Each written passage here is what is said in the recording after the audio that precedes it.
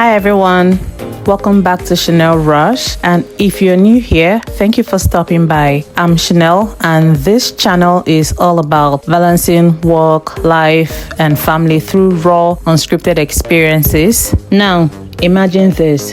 It is 2025, but I just stepped into a village where people still live like it's 1860. So I drove 50 minutes to Sherbrooke Village in Nova Scotia, and from the moment I got my wristband at the entrance, I knew this wasn't just a tour, it was a time travel experience. So if you love history, nature, and a little bit of adventure, stick around and don't forget to subscribe, like, and drop a comment below because this journey, you will want to be part of it.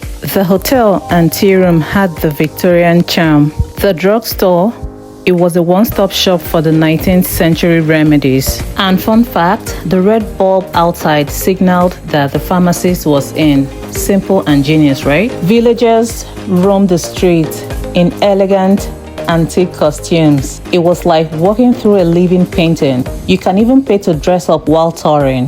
The air was crisp, the breeze gentle, and the scent of pine and old wood lingered like nature's own perfect perfume. The environment felt serene and untouched. The tailor shop was a treasure to behold. Every corner had whispered stories of craftsmanship and care.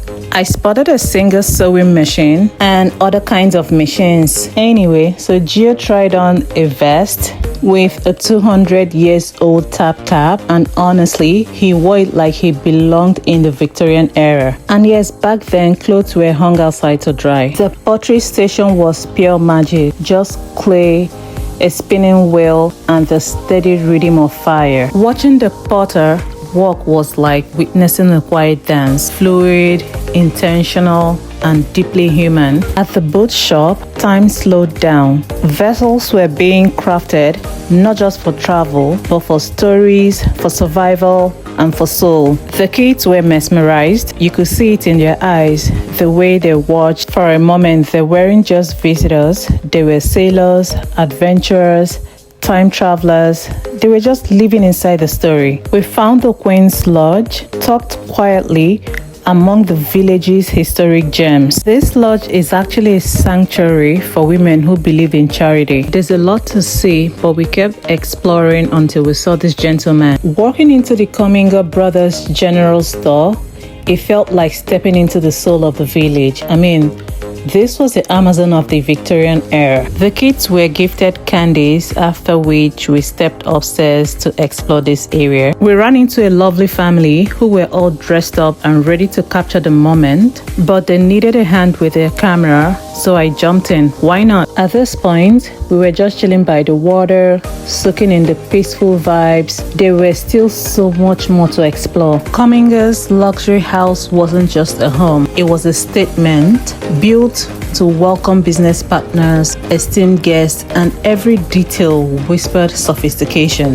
The tour felt like walking through a living novel. The stories of parlors that hosted laughter, dinners that sealed deals, bedrooms that held secrets of ambition and refinement. We wandered through the collection of furniture. Each piece was quite a masterpiece of wood and tradition. The curves, the joint, the hand-carved details, all shades of beautiful. Now let's explore the courthouse. It stood with quiet authority. It's clean, it's white, it's sturdy, felt more modern than the other buildings, yet carried the same timeless soul. As we continued, things got even more interesting, but I'll let you hear it directly from the villagers themselves. So we use beeswax here. We get from a local bee farmer. Okay. And we make soap for washing clothes every day. This is what we melt our fat down in. Oh wow. Because you would need lots of candles, right? Yeah. Especially in the winter when it got dark so early.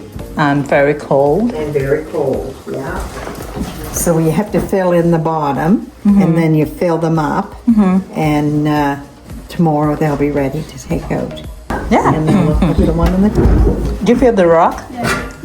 Means to abstain from alcohol, but our temperance movement abstains from alcohol, tobacco, and profanity. Do you guys think you can do that?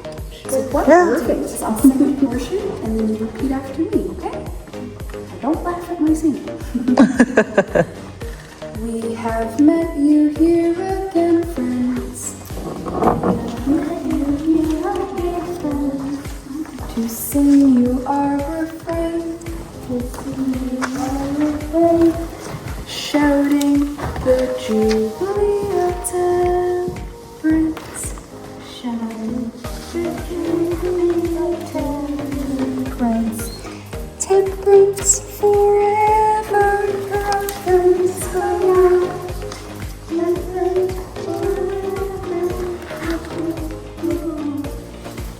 So back in the day, it was a two-room schoolhouse.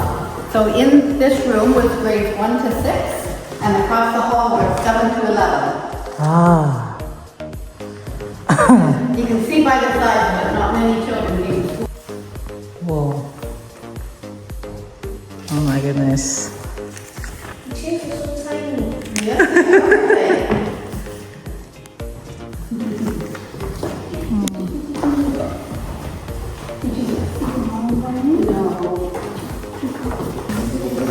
What's this?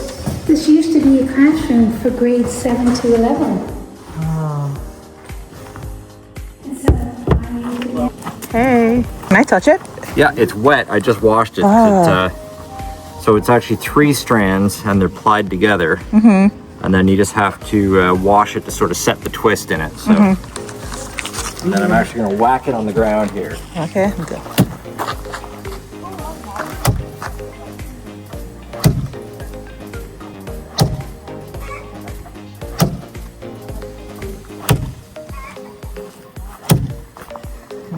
Okay. That should be good. I'll leave it out to dry. If you're enjoying this journey, don't forget to hit that subscribe button, like, share, and leave a comment below.